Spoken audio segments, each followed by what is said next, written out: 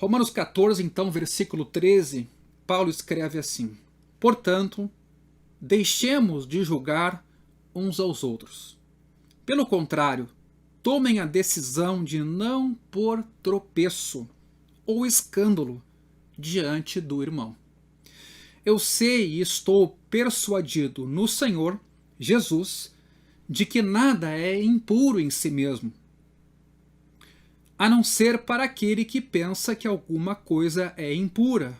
Para esse é impura.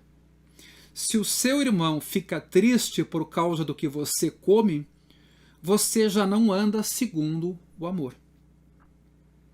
Não faça perecer por causa daquilo que você come aquele por quem Cristo morreu.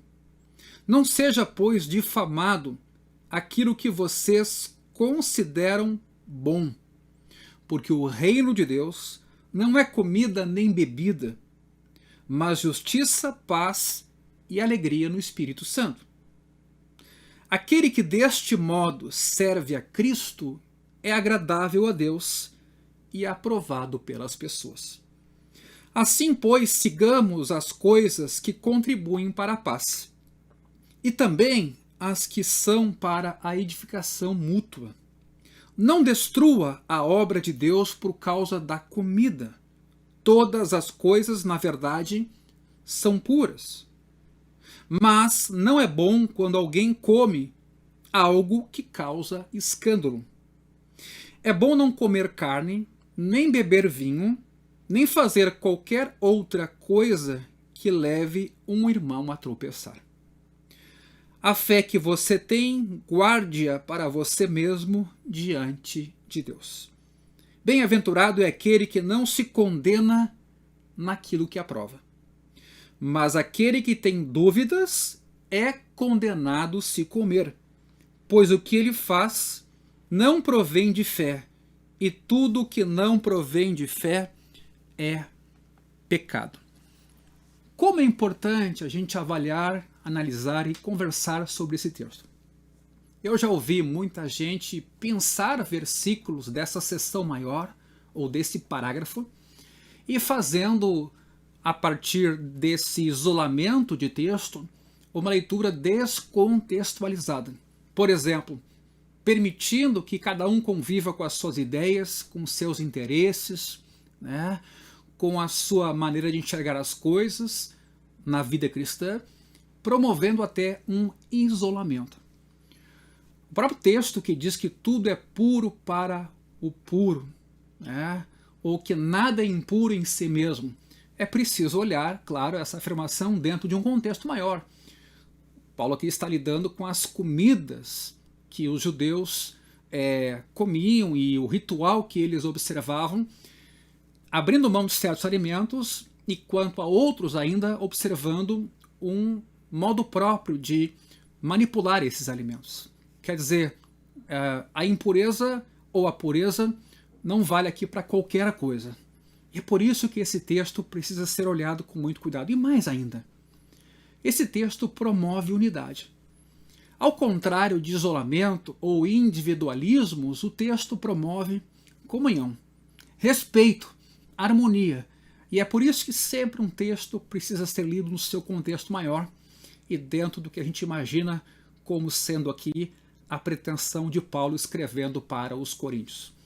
Vivemos um tempo delicado também, com as mídias sociais, com o afastamento, com a pandemia, de um certo isolamento dos cristãos entre si e às vezes só convivendo com as suas famílias.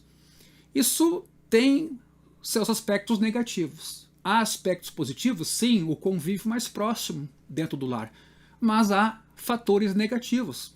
O afastamento, a perda de aprendizado, a insensibilidade, a normalização da dor do outro, né? Então, são coisas com as quais a gente precisa conviver e, graças a Deus, temos a Escritura para nos ajudar a não ficarmos cauterizados e passivos diante de uma situação que precisa ser olhada com amor e com cuidado.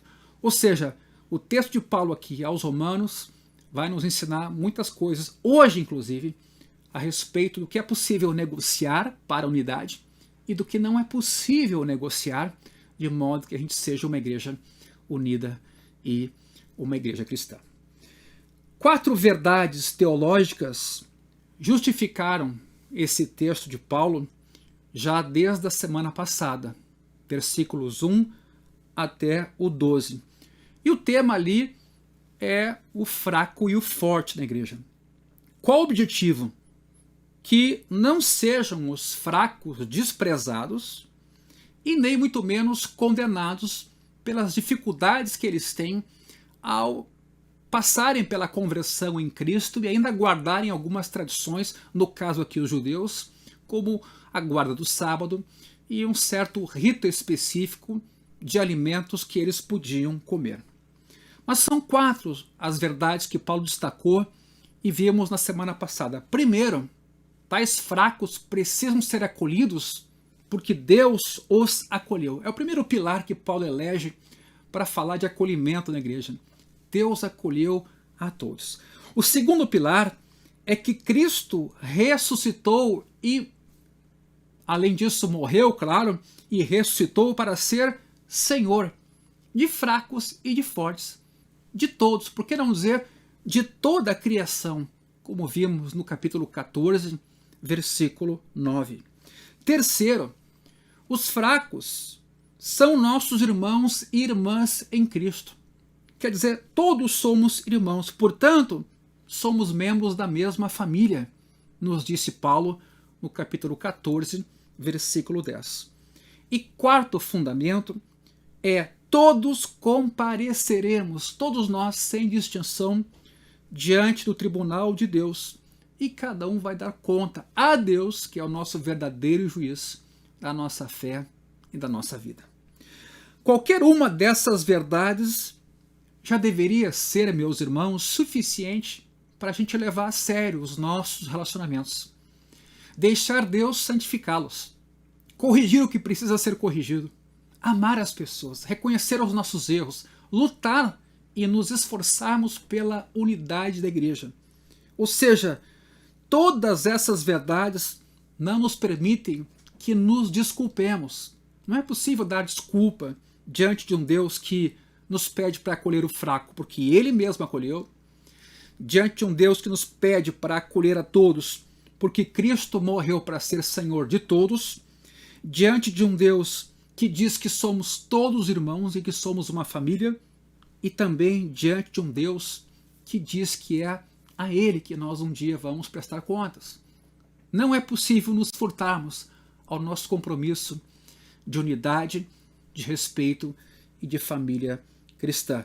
Mas, para acrescentar a esses argumentos, Paulo agora, a partir do versículo 13, acrescenta mais 2 verdades importantes. A partir do versículo 13, nós vamos perceber de novo no texto uma ênfase na responsabilidade do forte para com o fraco. Ora, já vimos no capítulo 14, na semana passada, que esses fracos do texto aqui seriam, em sua maioria, crentes judeus. E qual é a fraqueza deles que Paulo destaca aqui? O fato de permanecerem, em sã consciência, comprometidos ainda com regras judaicas concernentes a dietas, a alimentação e também a dias religiosos. Quanto à dieta, esses judeus crentes agora continuavam observando as normas alimentares do Antigo Testamento. Por exemplo, comendo somente coisas limpas. Ou animais que também, sendo limpos, eram manipulados conforme o Antigo Testamento dizia que um judeu devia manipular. Por exemplo, não podia se comer animal sufocado. O sangue tinha que sair completamente daquele animal. Além disso, ou eles se certificavam de que essa carne, então, a ser consumida, observava as exigências do ritual judaico, principalmente que o sangue fosse totalmente removido daquela carne, ou se eles não conseguissem acompanhar esse processo de preparo da carne ou do alimento, eles não comiam carne, se abstinham de tal ato. E quanto aos dias especiais, esses judeus agora crentes de fato davam uma ênfase ao sábado, guardavam o sábado.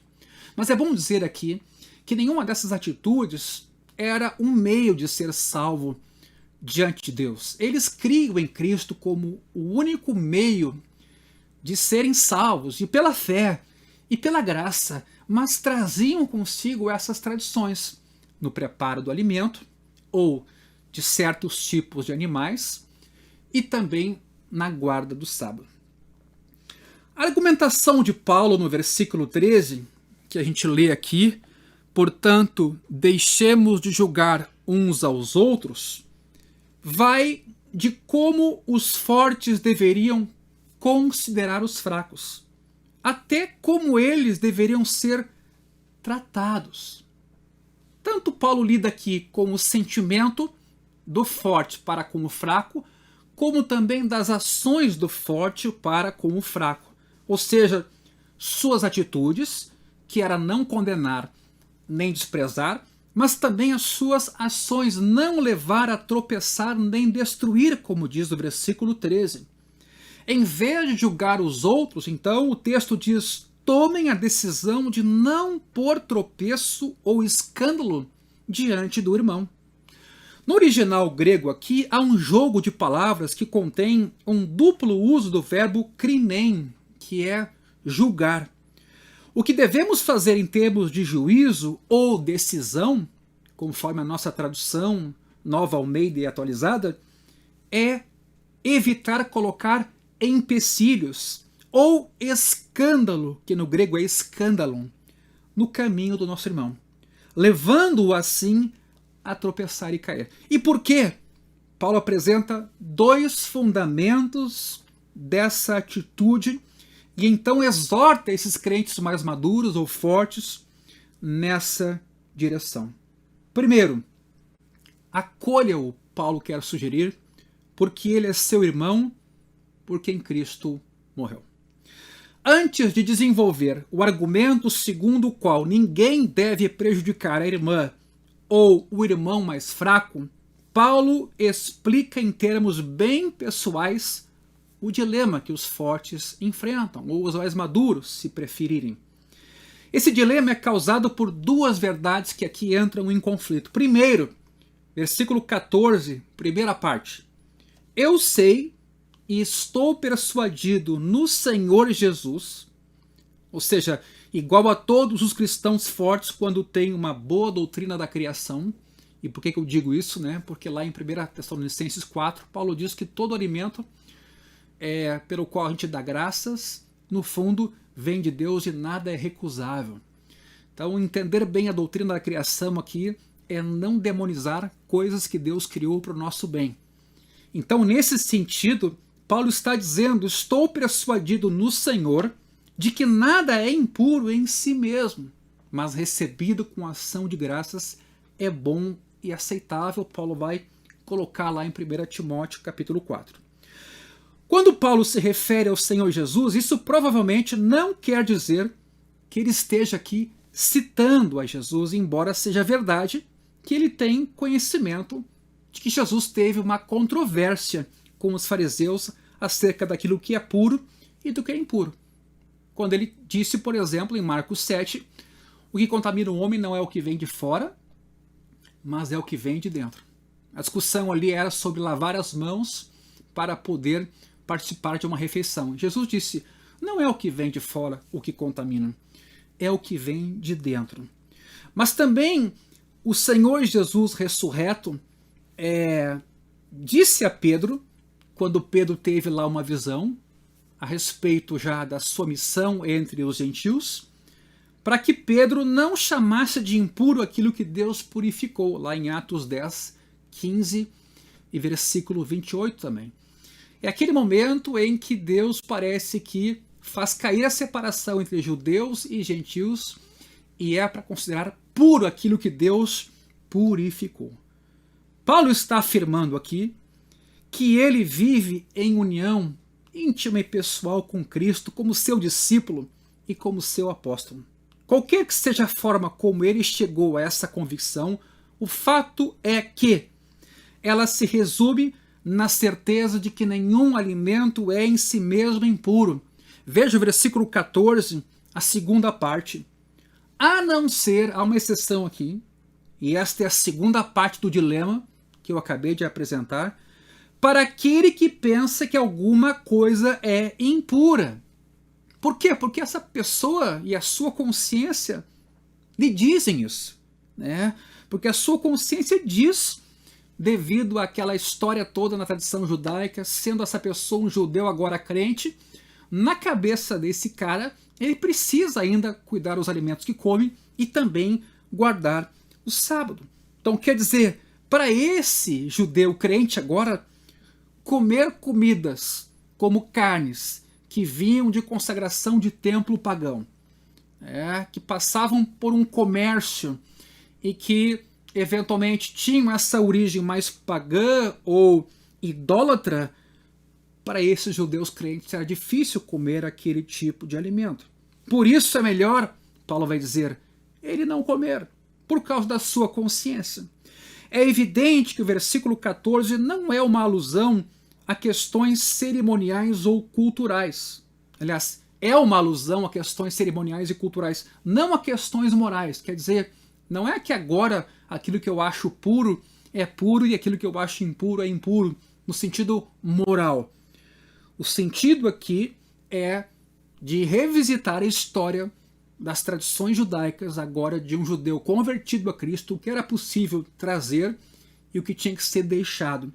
Nesse sentido cerimonial ou cultural, sim, é que se para esse judeu crente não observar o rito para alimentação ou não guardar o sábado era algo impuro, ele não devia então comer alimentos que ele não conhecia a origem e também devia seguir guardando o sábado.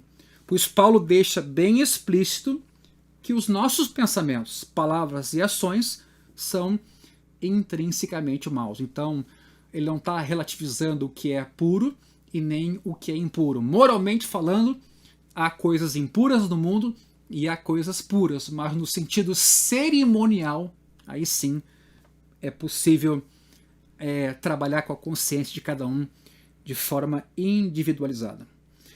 O paradoxo é que certos alimentos são ao mesmo tempo puros e impuros, dependendo da pessoa. Por um lado, os fortes estão convictos de que todos os alimentos são puros. Por outro lado, os fracos têm plena convicção de que estes alimentos não são impuros. Como é que os fortes devem agir quando duas consciências entram em colisão? E a gente vai ver essa situação em outros temas da atualidade. A resposta de Paulo é ambígua. Embora os fortes estejam certos, e Paulo não esconde isso, ele compartilha dessa sua convicção, já que o Cristo mesmo a endossou e Paulo não aceitou também violentar a sua consciência, eles não podem atropelar os escrúpulos e critérios dos fracos, impondo sobre os fracos o seu ponto de vista. Pelo contrário, em deferência à consciência do irmão mais fraco, mesmo que esteja equivocada, atenção, devem condescender em não violentar ou levar a que se viole a consciência do fraco. Por isso, o versículo 15, primeira parte, diz: se o seu irmão fica triste por causa do que você come, não apenas porque ele o vê fazendo alguma coisa que ele desaprova, mas porque é induzido a seguir o seu exemplo contra a sua própria consciência, neste caso, você não anda segundo o amor. Que palavra forte essa! O assunto aqui não é teórico, o assunto é muito prático. Quer dizer, se o seu irmão fica triste por causa daquilo que você come, não só porque ele vê você comendo, mas porque ele é induzido a seguir o seu exemplo, embora ele não esteja pronto para comer aquele tipo de carne ou para não guardar o sábado, você não anda segundo o amor fraternal. Porque o amor nunca desconsidera as consciências fracas. Queria que você guardasse essa frase. O amor nunca desconsidera as consciências fracas. O amor limita sua própria liberdade a partir do respeito por essas consciências fracas. Tem um outro texto que eu queria ler, 1 Coríntios capítulo 8, versículo 9, onde Paulo lida com esse assunto na cidade de Corinto, em especial porque essas carnes, geralmente, elas tinham a sua origem no templo pagão. Aliás, o sacerdote pagão ficava com uma parte dessa carne e a restante ele vendia no comércio para que o comércio revendesse ao consumidor. Aliás, havia gente que pagava até mais caro a essa carne que vinha de uma consagração porque entendia que teria benefícios com ela. Mas na realidade de Corinto, a coisa era um pouco mais delicada. Ou seja, pagãos estavam convidando crentes a grandes banquetes e em meio a esses banquetes havia uma certa atitude cultica, uma certa prática idólatra, não só quanto à comida, mas quanto a tudo que ali acontecia. E aí Paulo já questiona a participação do crente nesses banquetes em tempos pagãos, porque afinal tudo ali era feito em nome do ídolo. 1 Coríntios capítulo 8, versículos 9 a 13, diz assim: mas tenham cuidado para que essa liberdade de vocês não venha, de modo algum, a ser tropeço para os fracos. Veja como o tema da liberdade cristã está presente aqui também. E lá em Romanos era o mesmo caso. Os crentes fortes eram mais maduros, acreditando que Cristo era suficiente para a sua justificação e nenhuma outra obra ou tradição. Logo, eles tinham uma liberdade de viverem não guardando o sábado e tampouco o rito dietético que um judeu guardava. Mas vejam, tenham cuidado para que essa liberdade não venha a ser tropeço para os fracos. Porque se alguém enxergar a você que tem conhecimento sentado à mesa no templo de um ídolo, vejam os banquetes onde os pagãos participavam e convidavam crentes a participarem dessas refeições. Será que a consciência do que é fraco não vai ser induzida a participar de comidas sacrificadas a ídolos? E assim, por causa do conhecimento que você tem, perde-se o irmão fraco pelo qual Cristo morreu. E deste modo, pecando contra os irmãos, ferindo a consciência fraca que eles têm, é contra Cristo que vocês estão pecando. Palavra dura.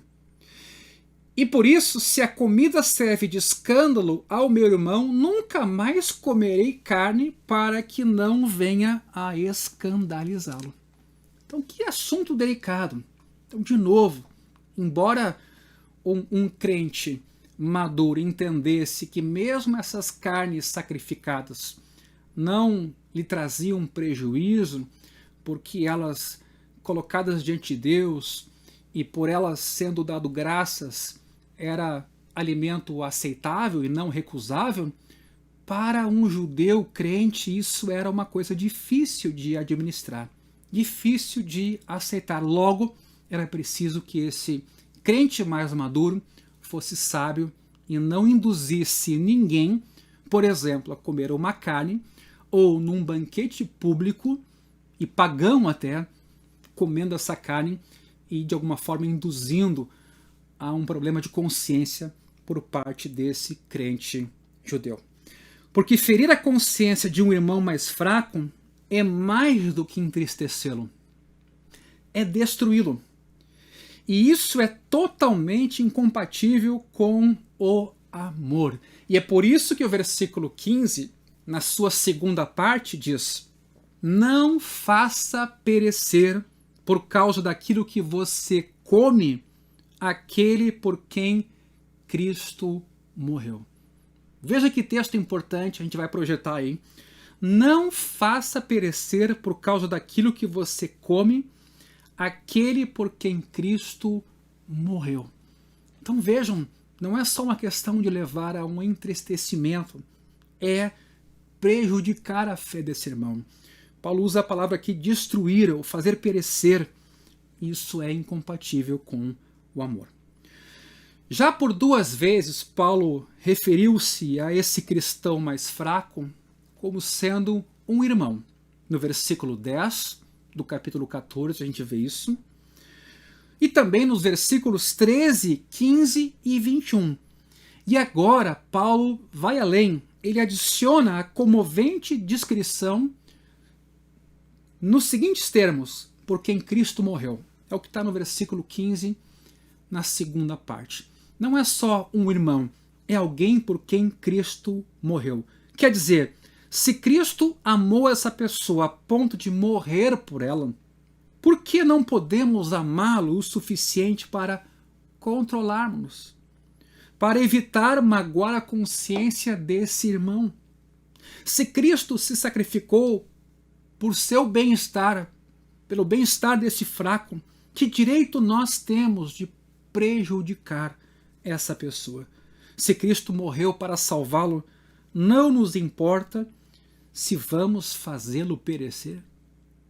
Se somos corpo de Cristo e andamos alinhados com o nosso Mestre, e Ele vive em nós pela fé, e somos seus braços, suas mãos, suas pernas, somos o seu corpo, é possível funcionarmos como corpo comandados por um cérebro, que é o próprio Cristo, de um jeito que não seja condizente com a cabeça?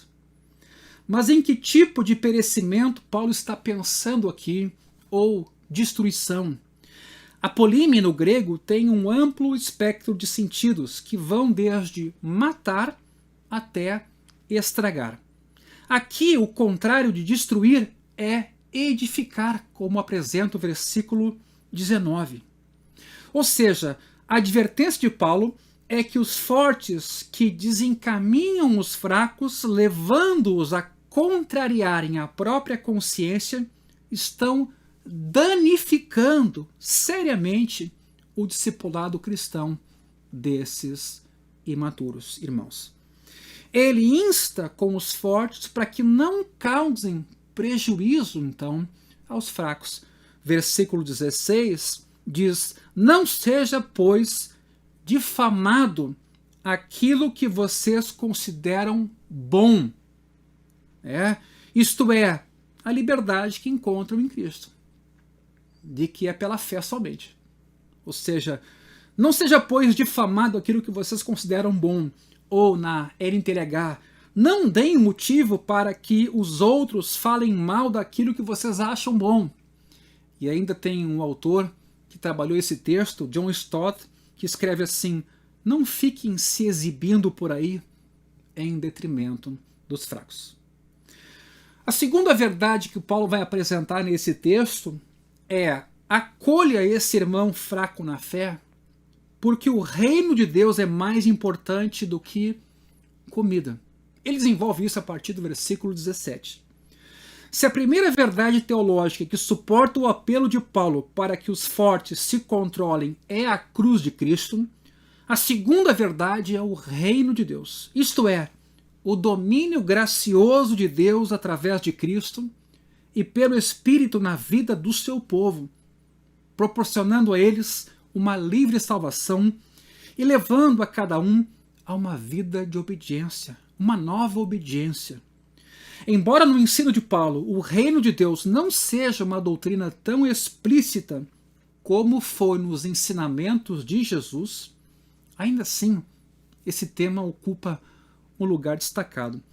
Eu vejo aqui várias referências em Atos dos Apóstolos, por exemplo, capítulo 14, versículo 22, Atos 17, 7, Atos 19, 8, Atos 20, 25, Atos 28, 23 e também versículo 31, 1 Coríntios 6, 10, Efésios 5, sim, Paulo lidou com o tema do reino de Deus, mas não tanto quanto Jesus. O que Paulo argumenta agora é que sempre que o forte insiste em usar sua liberdade para comer o que quiser, nem que seja à custa do bem-estar do fraco, ele está incorrendo numa falha muito grave de desproporção.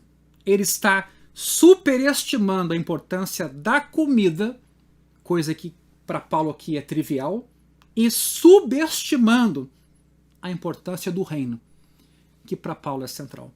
E quantas são as vezes em que nós ferimos os nossos irmãos por coisas triviais, que para nós são importantes, mas não deveriam ser. Triviais do ponto daquilo que é valoroso e que realmente tem importância, por coisas pequenas, pelo orgulho, pelo ciúme, pela inveja, pela vaidade. A gente machuca as pessoas por coisas, infelizmente, de pouco valor, até por coisas pecaminosas. Vejam o versículo 17. Porque o reino de Deus não é comida, nem bebida, mas justiça, paz e alegria no Espírito Santo. Que frase de Paulo, né? Quer dizer, o que é o reino de Deus? A gente está acostumado a falar em reino de Deus pensando às vezes na igreja ou na igreja organizada, institucionalmente falando. O reino de Deus vai para além disso.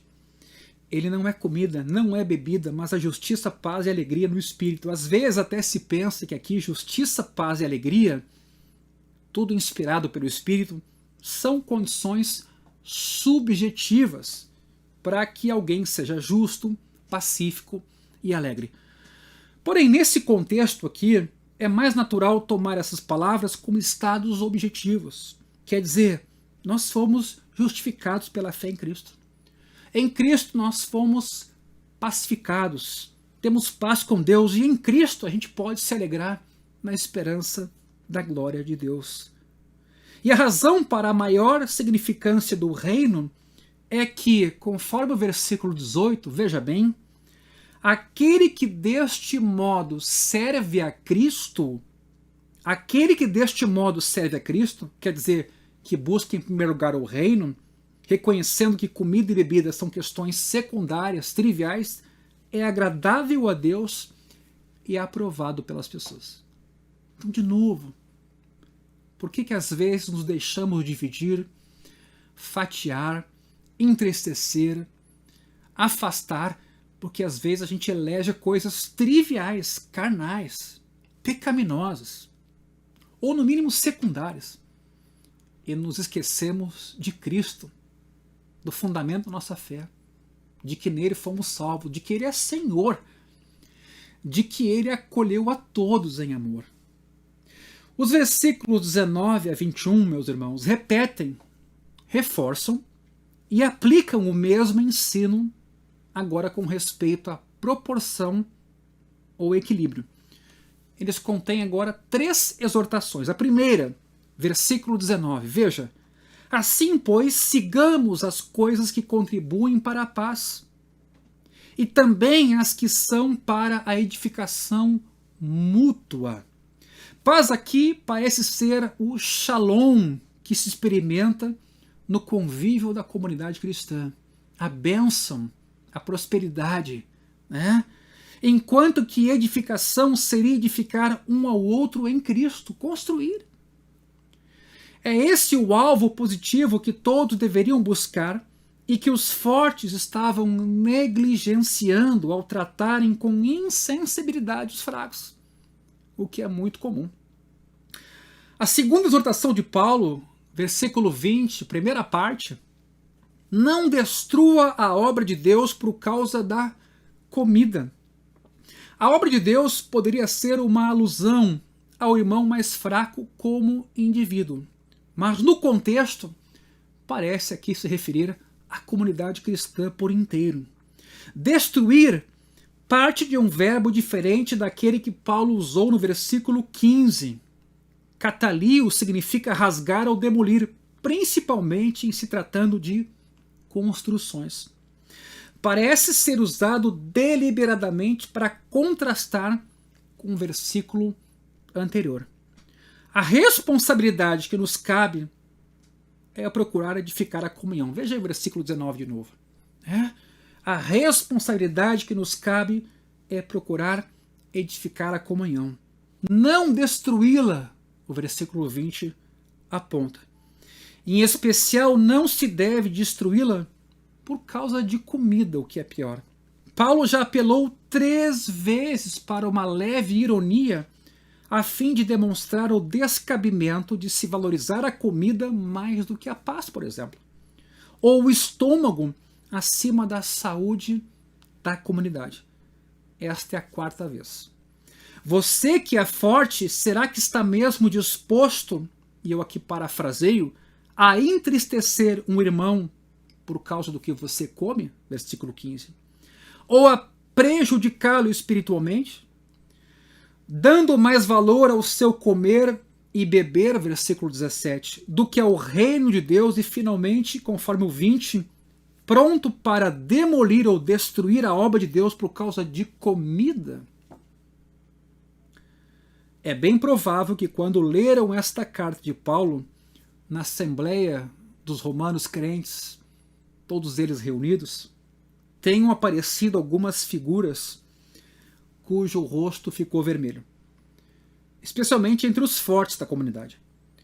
Eles precisavam reavaliar os seus valores, desistir de teimar em usar da liberdade que tinham em detrimento ou às custas do bem-estar dos mais fracos, e colocar a cruz e o reino em primeiro lugar.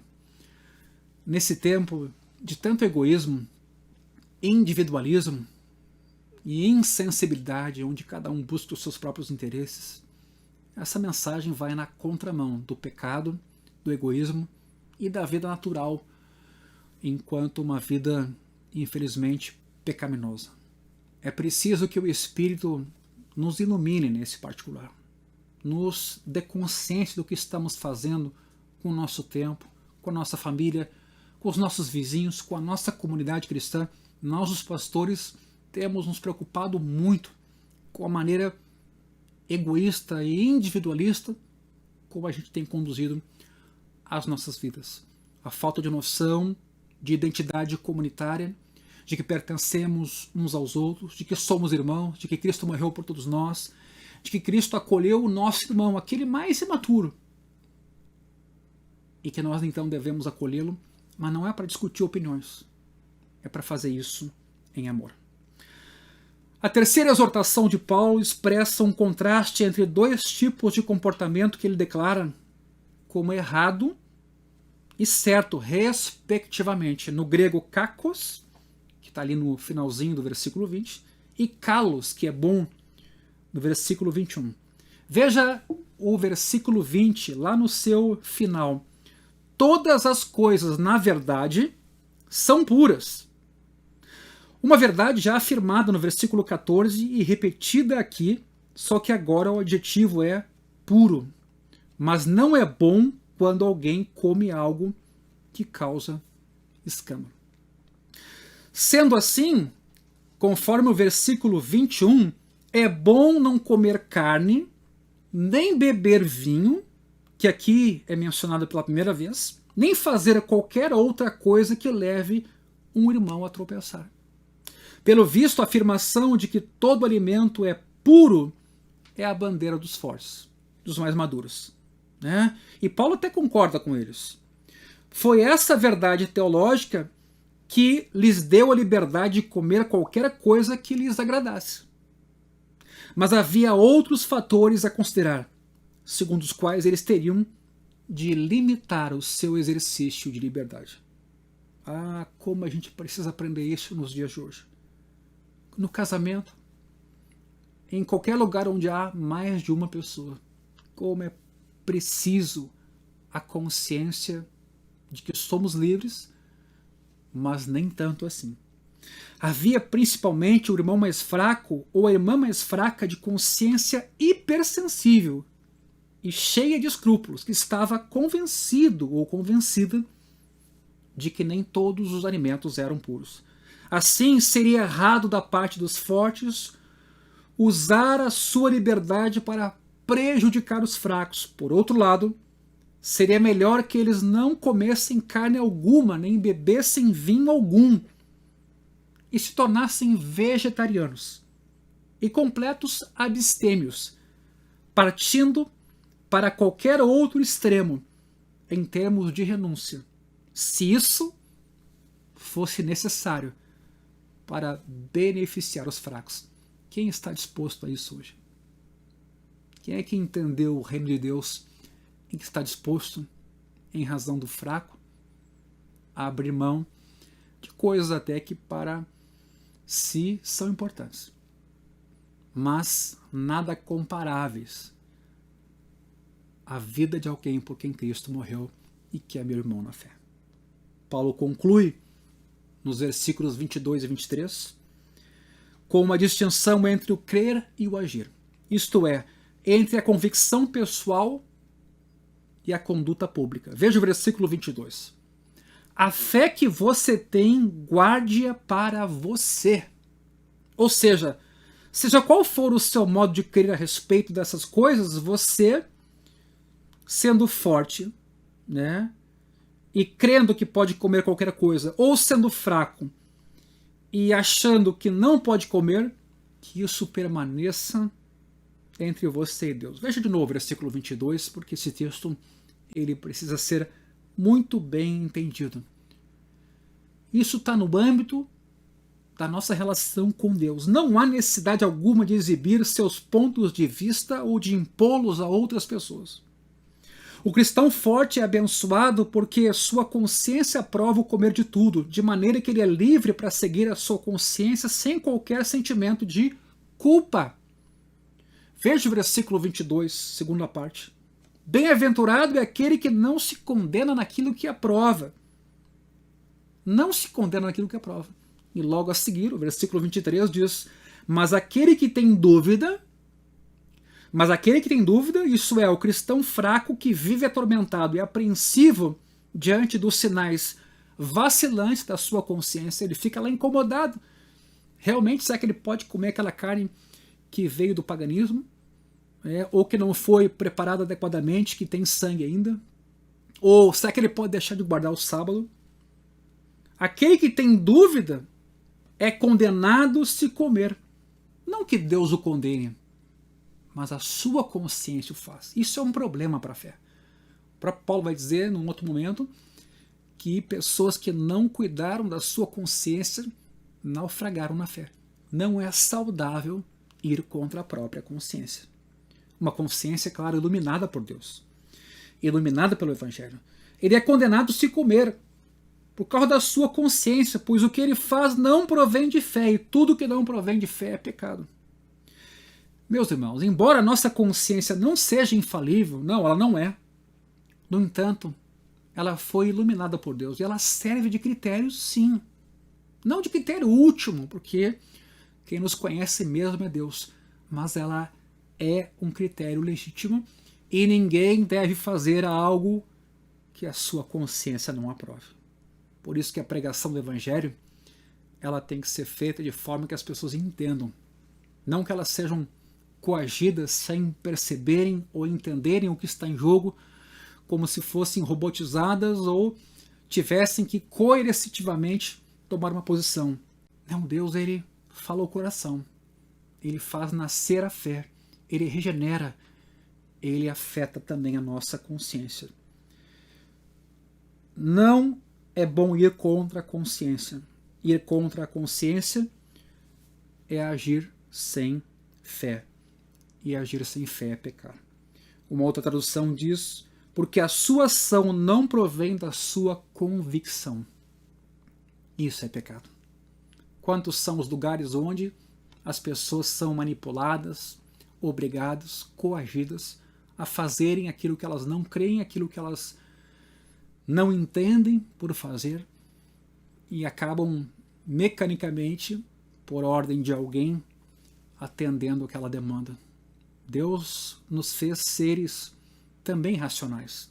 Deus nos deu consciência, Deus nos deu entendimento, Deus nos deu reflexão. E a fé ela está misturada com esses elementos que Deus nos deu.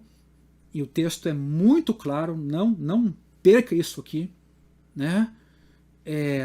O que é feito que não provém de fé é pecado. E nesse sentido, Paulo escreve aos Coríntios: a mim pouco importa ser julgado por vocês ou por um tribunal humano, nem eu julgo a mim mesmo. Claro que Paulo aqui relativiza a sua consciência. porque a consciência não me acusa de nada, mas nem por isso me dou por justificado, pois quem me julga é o Senhor. 1 Coríntios 4, versículos 3 a 4.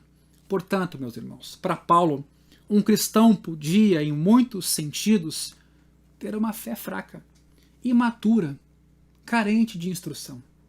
Mas ele devia ser bem recebido pelo mais forte, com acolhida calorosa, e não ser logo desafiado a debater questões sobre as quais não tivesse certeza, ou sobre aquelas áreas da vida em que ele não era ainda plenamente livre, emancipado e desfrutando da plena liberdade cristã. Um cristão não deve julgar o outro neste sentido. Não deve o ser humano pôr a mão na boca antes de criticar os seus irmãos. Estou citando aqui uma frase de um autor, St. John, né, que faz uma provocação para a nossa atitude muito crítica em relação aos outros.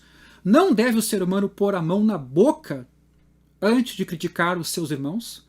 Quando lançamos julgamentos apressados, mal informados, sem amor e sem generosidade, por certo esquecemos que, se falamos mal dos outros, ao mesmo tempo falamos mal do Senhor, cujo nome eles carregam. Segundo Lutero, o cristão é o mais livre senhor de todos, não sujeito a ninguém, porque em Cristo ele é a nova criatura, sua dívida foi paga, ele agora justificado está, para ser livre, nenhuma condenação mais lhe é imposta, nenhum medo, nenhuma dúvida. Mas Lutero prossegue. O cristão é o mais dócil, servo de todos, sujeito a todos. E aqui não tem como não lembrar de Gálatas, né? Nós somos livres em Cristo, mas não devemos usar da liberdade para dar lugar à carne, mas devemos ser servos uns dos outros pelo amor. Paulo também escreveu em 1 Coríntios 9, versículo 19, sendo livre de todos, fiz-me escravo de todos, a fim de ganhar o maior número possível. Com toda a emancipação de Paulo, essa plena liberdade que dava a ele autonomia por causa de Jesus, ele estava pronto para restringir a sua liberdade sem limite se o seu irmão mais fraco recebesse alguma ajuda com isso. A comida é um meio para um fim e não um fim em si mesmo. Seria uma pena fazer atrofiar-se uma alma em crescimento ou atrofiar-se o desenvolvimento da obra de Deus por uma coisa tão sem importância como um tipo particular de comida. E imagine aqui outros exemplos que às vezes dividem o corpo de Cristo. Não é de comida e bebida que o reino de Deus se ocupa, mas de justiça, paz e alegria no espírito. É bom ser forte na fé. É bom ser emancipado de consciência, saber que minha vida está diante de Deus e por meio de Cristo eu sou justificado. Eu sou justificado e tenho paz. É bom ser forte na fé. Mas os cristãos não são indivíduos isolados, cada qual vivendo para si. São membros de uma comunidade. E é responsabilidade de todos, inclusive dos mais fortes e mais maduros, promover o bem-estar da comunidade. Eu sei que, às vezes, ouvir uma mensagem como essa, a partir de Paulo, e num contexto muito específico em Roma, pode ser um pouco constrangedor, até invasivo. Pode atingir nossos valores, nossas realidades, nosso desejo mais individualista de construir a nossa fé. Mas eu queria desafiar você hoje à noite, diante dessa palavra, e do desafio que viveu essa comunidade em Roma, embora há relatos históricos de que de fato essa comunidade evoluiu e conseguiu conduzir-se de modo a ter harmonia entre crentes judeus e crentes gentios, que você acolhesse a palavra de Deus com mansidão em seu coração. Porque isso aqui vai ajudar a sua família, vai ajudar a sua comunidade, vai ajudar aqueles irmãos mais imaturos, com outras dificuldades, em dias como os nossos, porque eles vão se sentir acolhidos, amados, e eu também não vou fazer da igreja uma espécie de arena ou de debate, uma espécie de júri popular.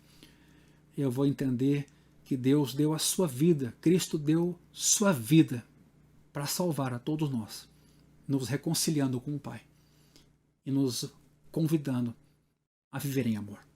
Eu queria orar por você nesse momento e pedir que essa palavra tome a tua vida, tua casa e os teus. Pai, muito obrigado por esse momento. Diante da tua palavra, a nossa resposta é amém. Assim seja. Que ela venha e faça morada em cada um de nós, desconstruindo toda a reserva, todo o egoísmo, toda a fortaleza em nossa vida que nos impede de enxergar para além de nós mesmos, que nos leva às vezes de forma irada, ressentida, vingativa até, a deixar de amar os nossos irmãos por quem o Senhor morreu e a quem o Senhor acolheu. Sim, Senhor, nós queremos viver em Teu nome e a partir de Ti, em nós, queremos ser instrumentos do Teu Evangelho, de cura, de amadurecimento, de crescimento, visando a unidade da igreja, do corpo de Cristo, em respeito e em unidade. Abençoa nesse momento, pelo poder do Teu Espírito e segundo a Tua palavra, a cada um que nesse culto agora nos escuta e assiste, e que o Teu poder possa nos transformar para a glória do Teu nome. Amém.